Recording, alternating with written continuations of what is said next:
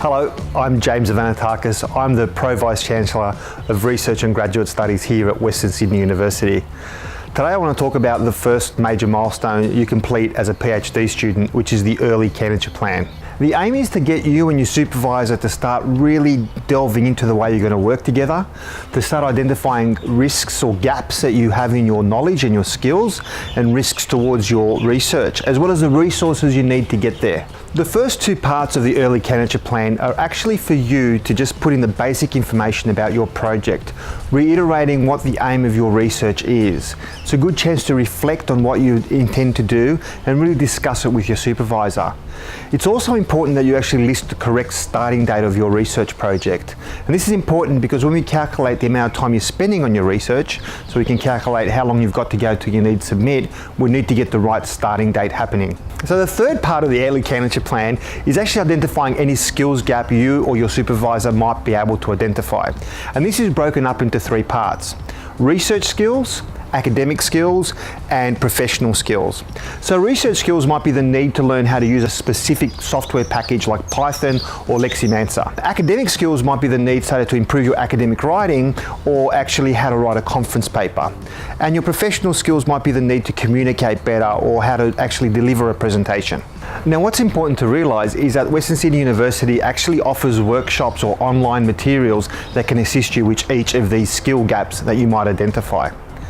The other part to Section 3 that's really important is to confirm that you've actually undertaken your Postgraduate Essentials, which is actually a research skills base that actually identifies some of the basic things you need to know about research, and also Responsible Conduct of Research program, which actually helps you understand the ethical framework of the research expectations within this country. Part 4 requires you to start thinking about the kind of resource requirements you may need: software, hardware, planning for trips overseas for conferences, or to undertake your research, or other such resources. Now, you're going to get a chance to update this, but this is just to start the conversation happening. So don't be scared you're going to leave something out, but just start thinking about, well, what is it that I need to help my research journey become much easier?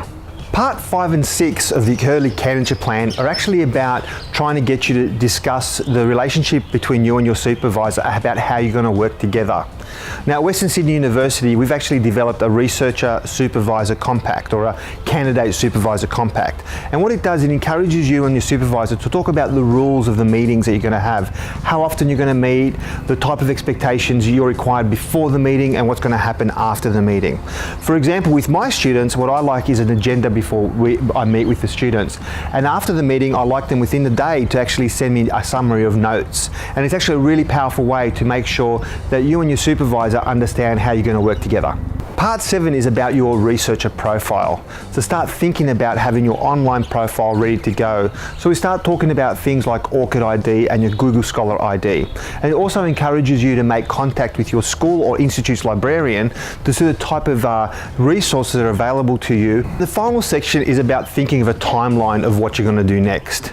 Well, how are you going to get to your next major milestone, which is your Confirmation of Candidature.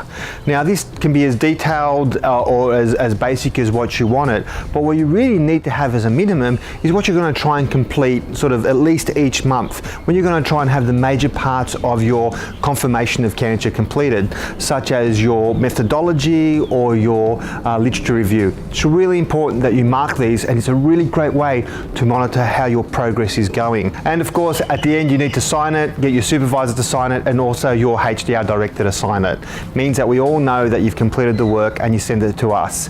And we record that and monitor your progress as you go. Early Candidature Plan, the first key milestone. So good luck with your journey, and I look forward to seeing you around the university.